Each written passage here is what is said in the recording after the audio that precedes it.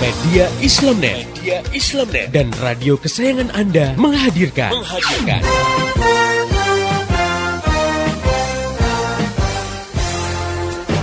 Voice of Islam. Saya pernah nonton satu acara televisi, di situ ada party, pesta-pesta di sebuah diskotik, lalu dibikin kuis. Cuman kuis itu syaratnya hanya boleh diikuti oleh pengunjung yang bawa alat kontrasepsi, alias kondom. Ternyata banyak yang bawa. Paling datang itu anak muda semua gitu kan. Kita ditanya, kenapa kamu bawa? Loh, kita kan nggak tahu apa yang terjadi setelah ini.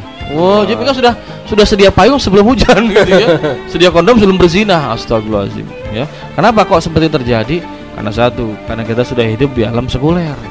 Hidup dengan landasan memisahkan agama dari kehidupan. Jadi agama udah gak dipandang. Asma binti Yazid al-Ashhaliyah yang sedang dia ingin menanyakan satu masalah di hadapan Nabi dan para sahabat. Nah, saat itu ada forum Nabi dengan para sahabat. Nah, saat itu Asma menanyakan tentang kedudukan peran perempuan dalam rumah tangga dibandingkan dengan peran kaum laki-laki ya. Bagaimana posisinya? Apakah perempuan itu bisa meraih pahala yang seperti laki-laki lakukan gitu ya? Nah, saat itu Rasulullah memuji pertanyaan yang diungkapkan Asma itu di hadapan para sahabat. Nah, ini kan menggambarkan ya bahwa saat itu Asma berbicara, kan ada suaranya di hadapan para sahabat dan Rasulullah memuji dan membiarkan, dan ini menunjukkan bahwa suara itu bukan aurat gitu.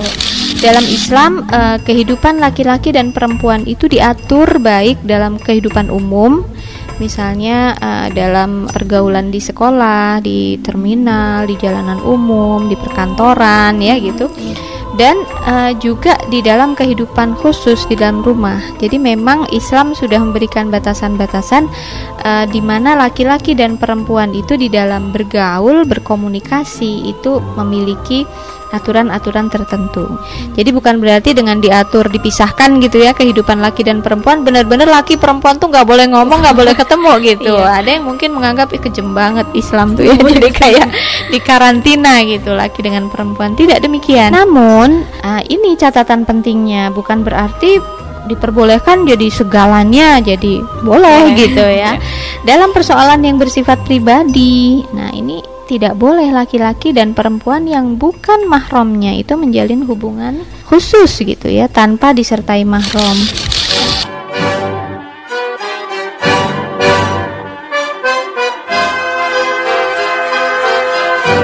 Voice of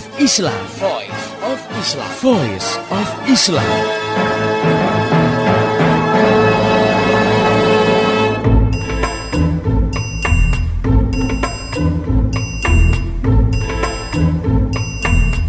Halo Indonesia, Assalamualaikum warahmatullahi wabarakatuh. Jumpa dengan saya Alifa Ulinuha dalam program Voice of Islam, kerja bareng media Islamnet dengan radio kesayangan Anda ini. Dan selama 30 menit ke depan, Voice of Islam akan mengisi ruang dengar Anda dalam rubrik Keluarga Sakinah dengan tema khusus Idul Fitri, ajang silaturahmi keluarga. Pendengar yang budiman, Idul Fitri adalah suatu hari yang sangat dinanti oleh ratusan juta kaum muslimin. Bagaimana semestinya kita mengisi hari kemenangan tersebut? Nah, kali ini kita akan membahasnya bersama Ustazah Insinyur Ratu Erma. Beliau adalah pembina Forum Mar'ah Sholihah, Pusat Pengembangan Islam Bogor. Nah, Assalamualaikum Ustazah. Waalaikumsalam warahmatullahi wabarakatuh. Nah, gimana kabarnya Ustazah? Alhamdulillah baik. Ustazah, saat ini kan kita sudah akan menghadapi Hari Raya Idul Fitri yang akan ditunggu-tunggu oleh seluruh kaum muslimin di dunia ini. Nah, kita ingin mengetahui bagaimana kita seharusnya sebagai muslim memandang tentang Hari Idul Fitri itu sendiri. Ya. Baik, bismillahirrahmanirrahim. Mbak Alifa dan pendengar yang budiman, sebagai seorang muslim kita semestinya memandang Idul Fitri itu sebagai hari lahirnya kembali orang-orang yang mendapat ampunan Allah Subhanahu wa taala. Dan mereka nanti menjelma menjadi orang-orang yang bertakwa sebagaimana yang menjadi target dari saum itu sendiri. Nah, hari itu merupakan lembaran hidup baru bagi mereka yang mendapat ampunan tadi. Idul Fitri itu bukan akhir dari ketaatan ya, karena sebulan kita sudah mengupayakan untuk taat pada Allah. Tetapi Idul Fitri merupakan awal dari ketaatan-ketaatan yang baru. dan ia siap menunaikan kewajiban-kewajiban berikutnya. Jadi kalau seluruh muslim mempunyai cara pandang seperti itu terhadap Idul Fitri, insya Allah kebahagiaan akan ia dapatkan ya pada hari tersebut. Nah, lain halnya kalau mereka memandang Idul Fitri itu sebagai akhir dari segala kungkungan. Nah, maka nanti dia akan menganggap Idul Fitri itu sebagai hari kebebasan, bebas makan, bebas minum, bebas maksiat dan lain-lain ya. Nah, sahabat Ibnu Mas'ud pernah berucap ya di akhir Ramadan, dia mengatakan, ayyuhal maqbul hani'an laka, ayyuhal mardud jabarallahu musibatak. Nah, Ibnu Mas'ud ini mengatakan, wahai saudara-saudara yang telah diterima Allah saumnya, bersenang-senanglah engkau dan selamat berbahagia. Tetapi beliau mengatakan, ayyuhal mardud, wahai orang-orang yang ditolak amal puasanya, mudah-mudahan Allah akan menutup bencana yang telah menimpa engkau. Nah, jadi cara pandang yang harus dimiliki seorang muslim terhadap Idul Fitri itu adalah hari dengan lembaran hidup baru yang ia harus siapkan mental untuk menjalankan kewajiban-kewajiban selanjutnya begitu. Nah, lalu Ustazah, terus bagaimana seharusnya kita, mungkin tata caranya ya, seharusnya kita sebagai seorang muslim dalam menyambut hari yang fitri ini?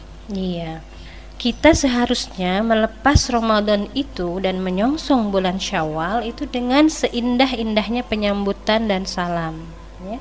Tapi bukan dengan pesta dan dengan berbagai hiburan ya. Walaupun kita memang boleh bergembira dan berbahagia di hari itu ya, namun tentu saja dengan cara-cara yang telah dituntunkan Rasulullah SAW dan para sahabatnya.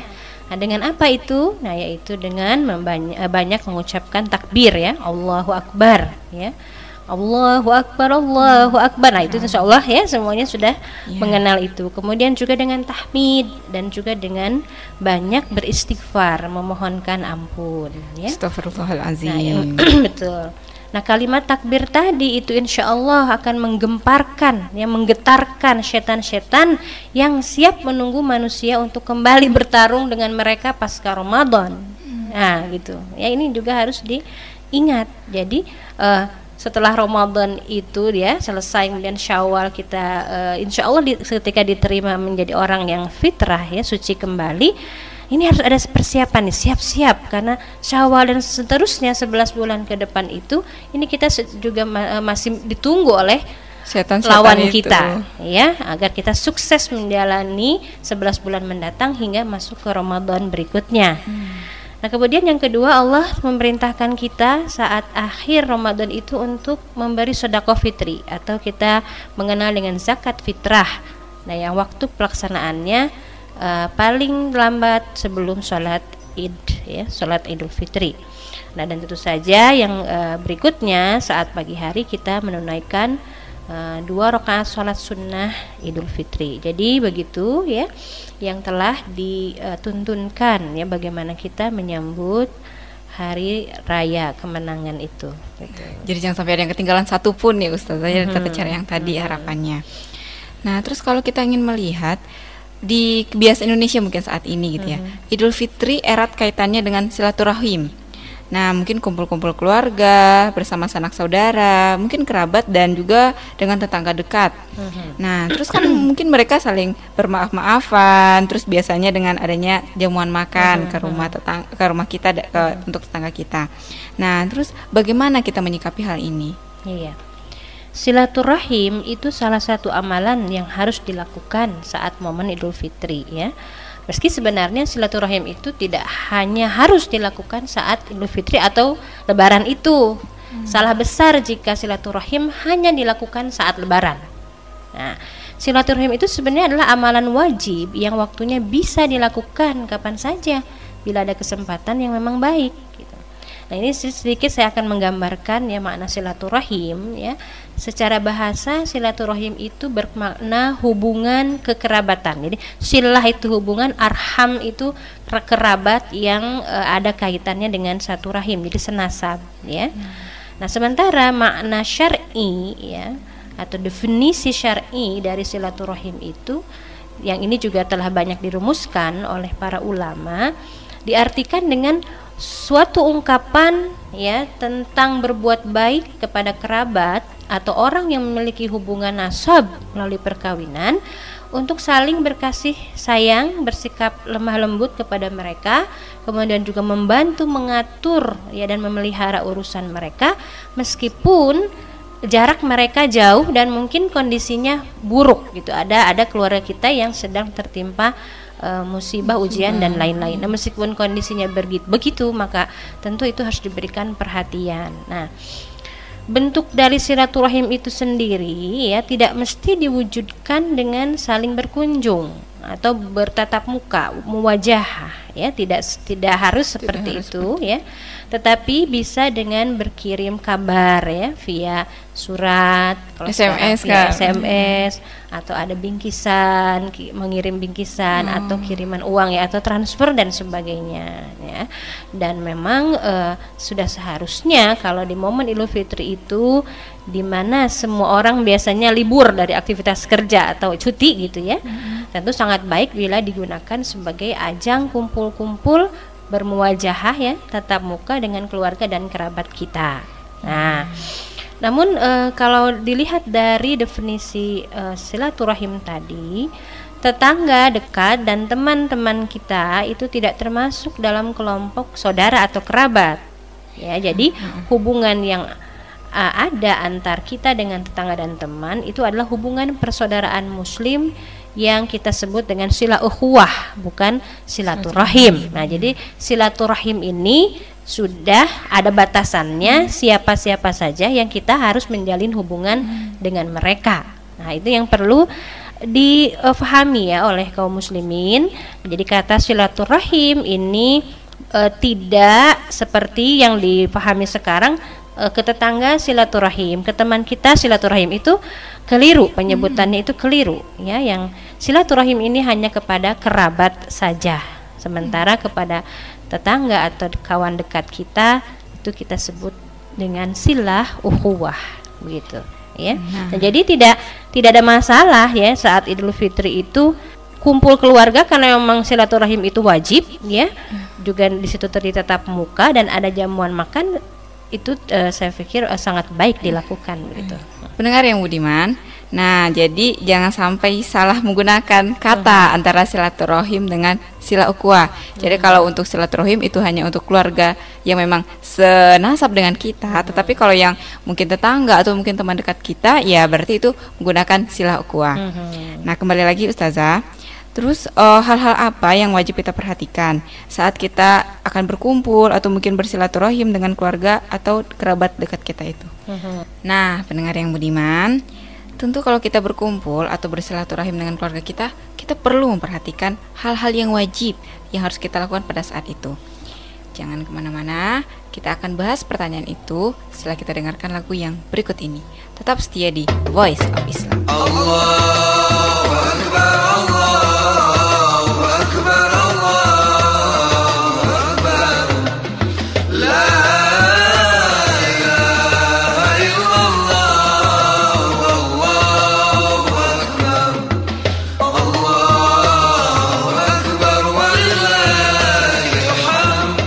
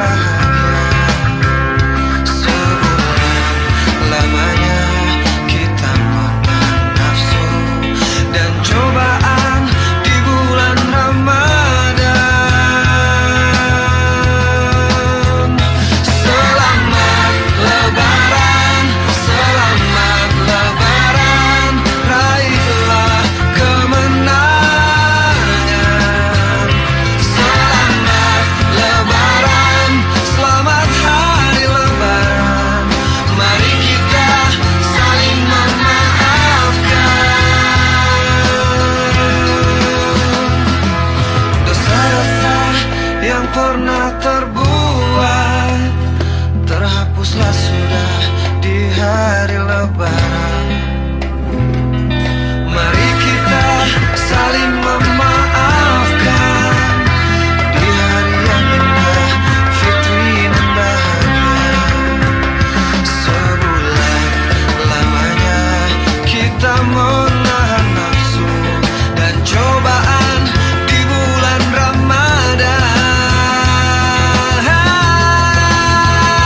Selamat Lebaran, selamat Lebaran, raihlah kemenangan.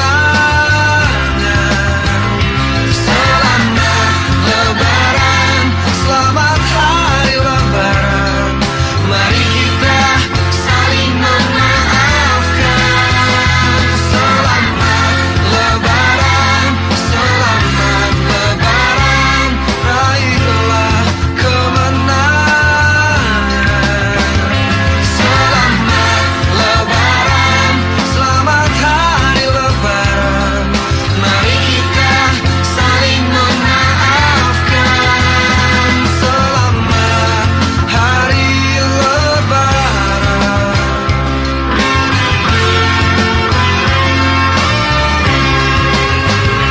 Selamat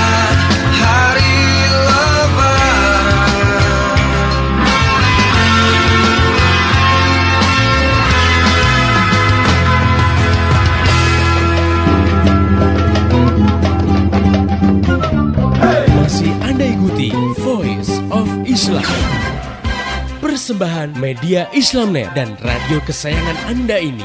Voice of Islam, Voice of Islam, Voice of Islam.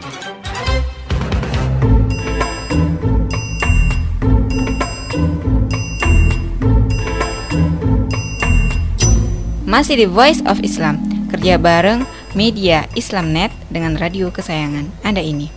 Pendengar yang budiman, Anda masih bersama saya, Alifa Ulinuha, dan Ustazah Insinyur Ratu Erma dalam rubrik Keluarga Sakinah. Dan kali ini kita sedang membahas topik Idul Fitri, ajang silaturahmi keluarga.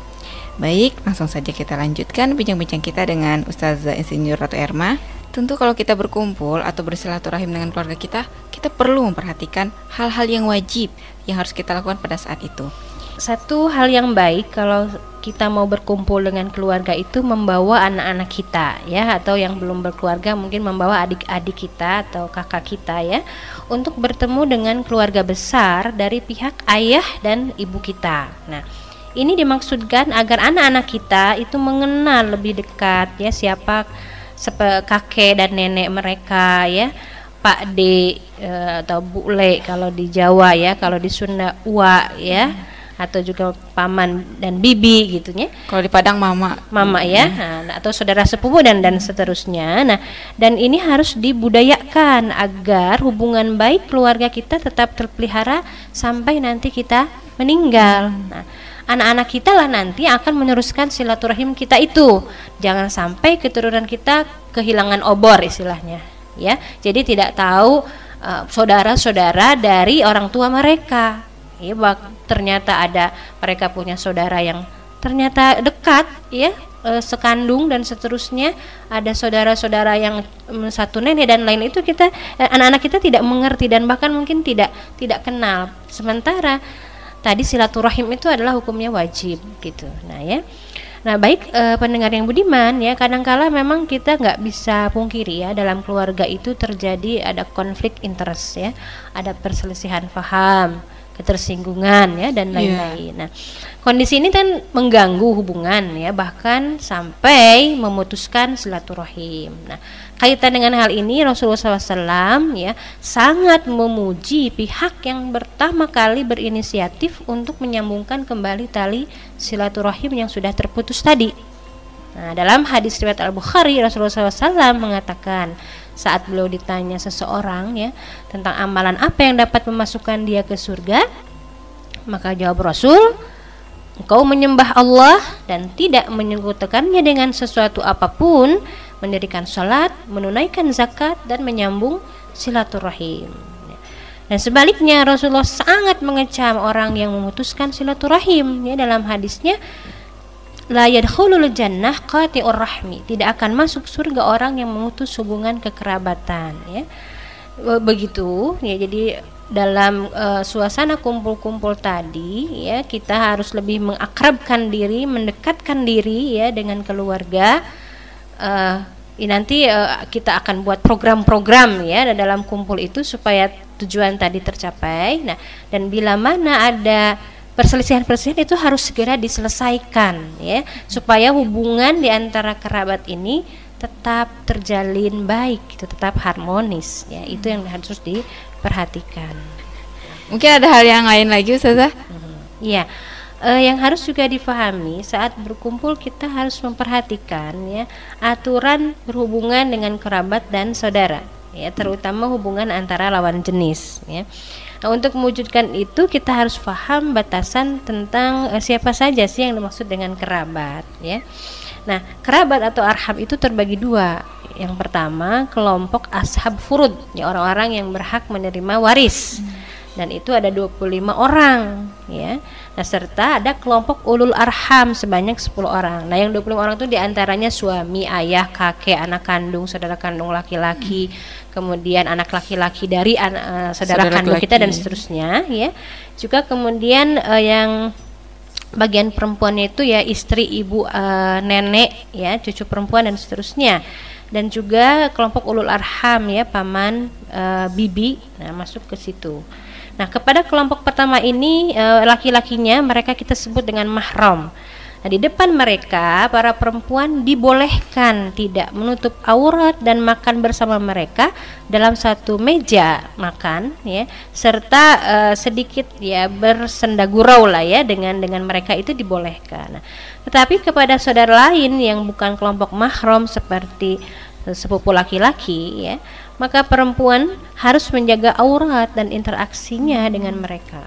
Nah, jadi gambaran kaum muslimin saat ini yang secara umum kurang memperhatikan hubungan lawan jenis ini dalam keluarga, itu harus kita benahi, ya, pemahaman itu, ya. Kan yang terjadi sekarang adalah dalam benak mereka itu seluruh saudara itu seolah menjadi mahram, sehingga bisa membuka aurat dan interaksi yang intensif dengan mereka, padahal tidak dipukul rata seperti itu, ya, kan gini. Nah, itu kan saudara saya. Nah, jadi boleh-boleh saja, ya, tidak menutup aurat, kemudian bersenda gurau, bercanda dan lain-lain.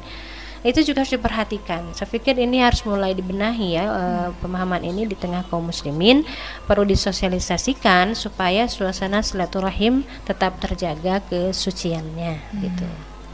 Nah, pendengar yang budiman, sebagaimana yang telah disampaikan oleh Ustazah tadi, bahwasanya perlu diperhatikan antara mahram dan bukan mahram, apalagi khususnya pada saat kita akan bersilaturahim ketika hari Idul Fitri nanti. Jadi jangan sampai disamakan saja, nanti ini keluarga dekat padahal itu bukan mahram, gitu. Nah, itu perlu diperhatikan.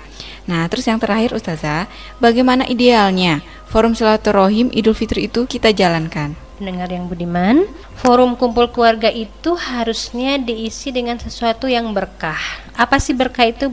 Berkah itu adalah ziyadatul khair, ya, bertambahnya kebaikan. Nah, target dari kumpul-kumpul keluarga itu supaya hubungan di antara mereka lebih erat, ya, dan bila berpisah itu terasa sangat rindu untuk bertemu kembali. Karena dalam bergaul itu yang kita kesankan adalah sesuatu yang indah dan baik. Nah, seperti begitu, ya, seharusnya. Nah, saya mencoba memberikan gambaran, ya, bagaimana kita mengisi forum silaturahim keluarga itu, ya, saat momen Idul Fitri ataupun yang lain, itu dimanfaatkan dengan acara training keluarga misalkan. Ya, bisa training keluarga sakinah, ya, atau dengan tema peran dan fungsi keluarga dalam menyelesaikan persoalan kaum muslimin misalkan, begitu, ya, atau juga training pendidikan dan pengajaran anak misalkan, dan lain-lain. Nah, penyelenggaranya bisa salah satu dari keluarga besar tadi, dan tempatnya mungkin bisa bergantian, ya. Jadi silaturahim itu nanti tidak berhenti saat Idul Fitri saja, tapi bisa berlanjut karena tadi, ya, dibuat program, ada training yang berkelanjutan, ya, atau mungkin momen-momen program-program lain, ya, selain dari training, ya, tapi yang ke arah keberkahan, kerahmatan turun pada keluarga besar itu dan terjadi banyak bertambahnya kebaikan ya. Nah, bisa saja ya forum tadi itu berlanjut mungkin bisa 3 atau 4 bulan sekali ya, tergantung kesepakatan, dan saya pikir tidak masalah jika ada 1 atau 2 keluarga yang berhalangan hadir ya karena kesibukan satu sama lain. Nah, ini harus saling mengerti ya, memahami kondisi. Nah, insya Allah dengan forum ini yang gambarannya seperti tadi, keluarga kita menjadi keluarga yang punya visi misi sama dalam menjalani kehidupan, dan diharapkan tidak ada lagi perselisihan, konflik ya, tetapi keluarga kita menjadi keluarga penebar rahmat dan kebaikan bagi umat serta bangsa. Nah, kan indah sekali ya gambaran keluarga seperti itu. Nah, jadi ya, ayo bagi keluarga muslim kita wujudkan keluarga kita menjadi gambaran seperti itu. Terutama nanti pasca Idul Fitri ya. Tahun ini itu harus kita coba begitu ya, apakah ya mulai dari keluarga kita, keluarga yang terdekat ya, kalau belum memungkinkan untuk menyelenggarakan forum training tadi ya mungkin dengan bincang-bincang keluarga atau diskusi seputar tadi itu tuh bisa juga dilakukan. Nah, begitu gambaran yang ideal supaya keluarga kita ini melanjutkan kehidupan berikutnya itu juga penuh dengan keberkahan begitu. Nah, pendengar yang budiman, jangan sampai disia-siakan acara forum silaturahim keluarga kita pada saat Idul Fitri nanti. Nah, sebagaimana saran dari Ustazah Insinyur Ratu Erma, bahwasanya dengan adanya pertemuan keluarga itu, mari kita manfaatkan mungkin dengan training yang itu bisa saling membicarakan bagaimana membangun kekuatan dari keluarga kita untuk menyelesaikan problematika kaum muslimin yang terjadi saat ini, sehingga generasi-generasi berikutnya dari keluarga kita itu bisa menjadi generasi yang lebih baik, karena memang kita telah mempersiapkannya dengan kekompakan keluarga mungkin ya Ustazah ya. Nah, itu tadi bahasan kita tentang Idul Fitri, ajang silaturahmi keluarga. Satu hal yang bisa kita tarik dari bahasan tadi adalah jangan sia-siakan acara silaturahim keluarga ini, karena dengan ajang silaturahim keluarga ini kita bisa menjadikan bagaimana keluarga kita menjadi sebuah teladan bagi kaum muslimin pada saat ini. Bagi pendengar yang ingin bertanya atau ingin memberikan kritik, saran dan masukan, bisa kirim surat ke radio kesayangan Anda ini atau kirim SMS ke 0856 9492 4411, atau bisa juga melalui email ke mediaislamnet@yahoo.com.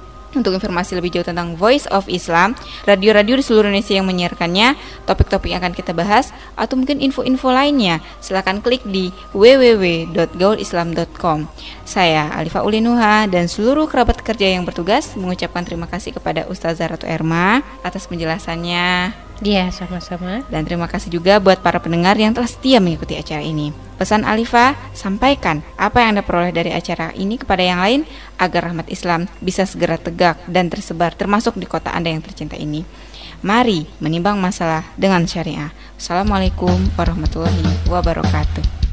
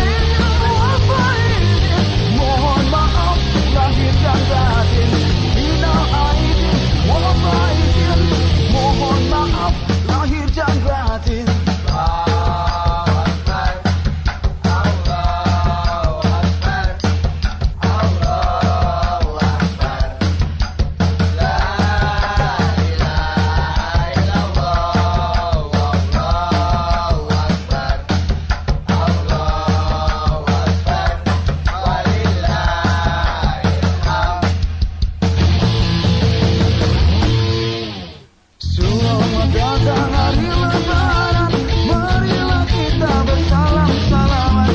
Selamat datang hari Lebaran, marilah kita bermaaf-maafan.